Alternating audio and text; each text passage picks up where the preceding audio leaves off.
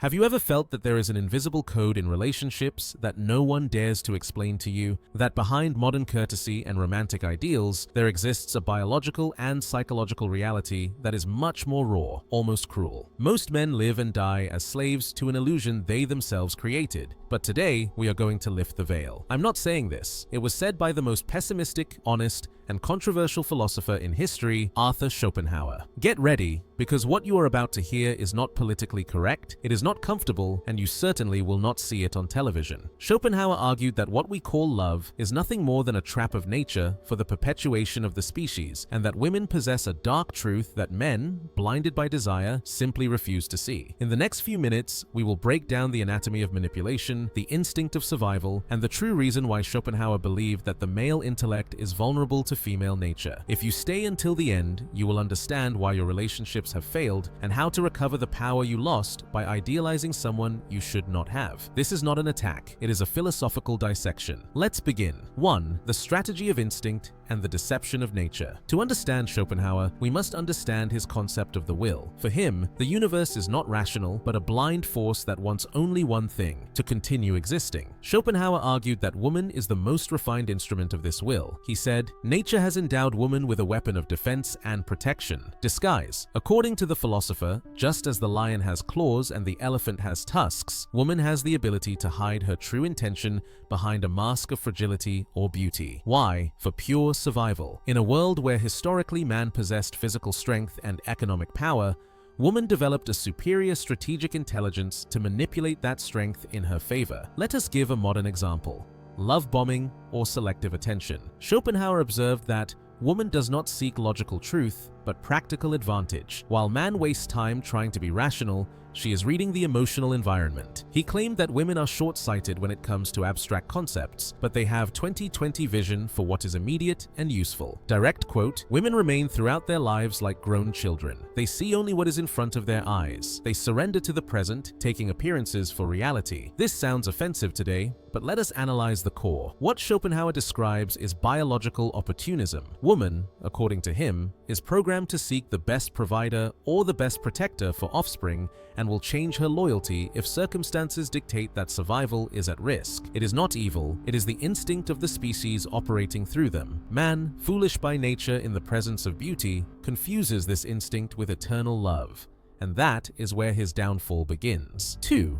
Beauty as the trap of the species. Schopenhauer has a phrase that strikes like a hammer. Only the intellect of man, clouded by sexual impulse, could call the short-statured sex, with narrow shoulders, wide hips, and short legs, the fair sex. Here we enter what he calls the trap of nature. Have you noticed how an intelligent man can become a complete idiot in front of an attractive woman? Schopenhauer explains that female beauty is a temporary mirage. Nature adorns woman with a fleeting splendor, usually between the ages of 18 and 28, so that she can capture a man and force him to care for her and her offspring. Once the goal of reproduction is secured or commitment is total, the veil falls. Imagine a man who works 10 hours a day, sacrifices his dreams and his health to maintain a household. He believes he does it for her. Schopenhauer would tell you, no, you do it because nature drugged you with hormones so that you would not see reality. For the philosopher, women do not have an intrinsic sense of justice or honor, as men understand it. Their loyalty is to life, not to principles. Example: if a ship is sinking,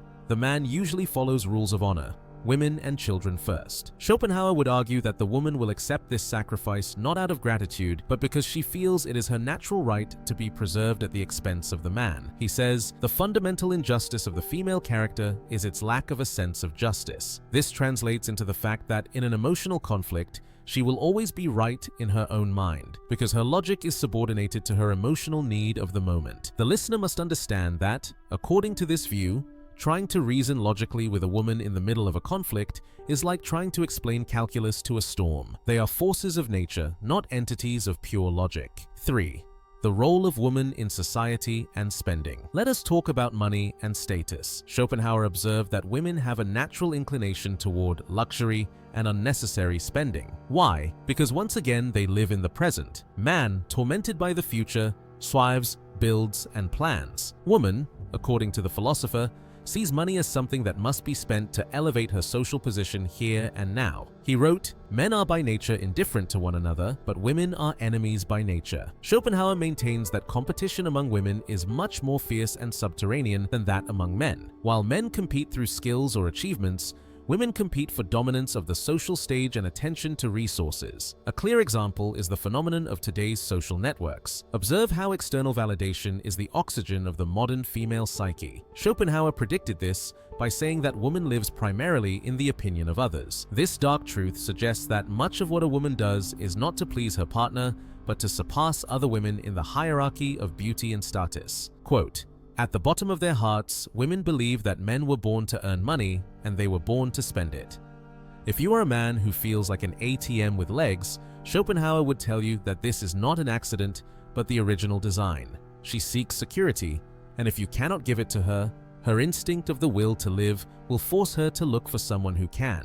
The man's mistake is believing that his effort will be rewarded with eternal gratitude, when in reality it is seen as the fulfillment of a biological debt. 4. Infidelity and the court of the species. This is perhaps the darkest and hardest point to swallow. Schopenhauer analyzes infidelity with surgical coldness. He postulates that men and women are unfaithful for different reasons, but that female infidelity is, for him, unforgivable from a biological perspective. Why? Because woman is the guardian of the bloodline. According to his essay, woman has a latent instinct for adultery if she feels that her current partner is not the superior specimen she could attain. Schopenhauer says that man is unfaithful for variety, pure physical impulse, but woman is unfaithful for improvement. If she finds a male with better genes or more resources, her instinct pushes her to betray the social pact in favor of the biological pact. He uses the term the court of the species. In the mind of a woman, there exists a constant judgment. Is this man the best I can obtain for my offspring? If the answer is no, betrayal is justified in her subconscious. Schopenhauer states that woman is more prone to perfidy than man. Think of branch jumping,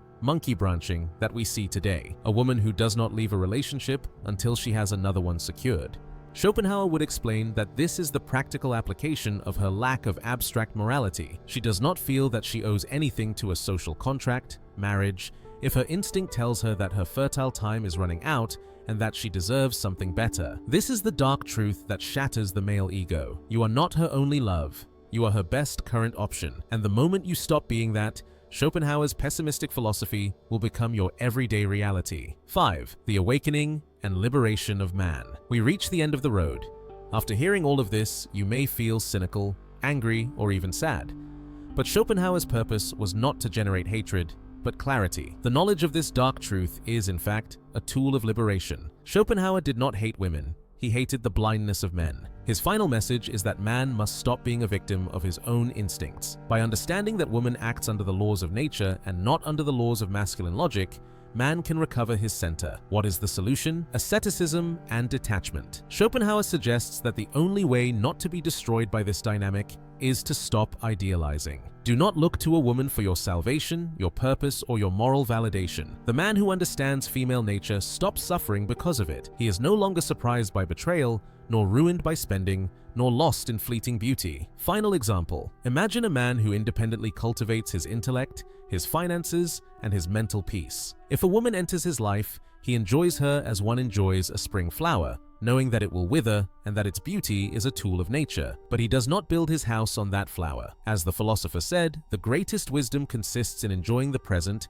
and making it the object of our life. But to enjoy the present with a woman, you must first have died to the illusion of a future with her. Only the man who is capable of being alone and who understands the hidden forces that move others is truly free. Today, you have learned what Schopenhauer discovered almost 2 centuries ago. You can ignore it and continue living in a fairy tale, or you can use this truth as a shield.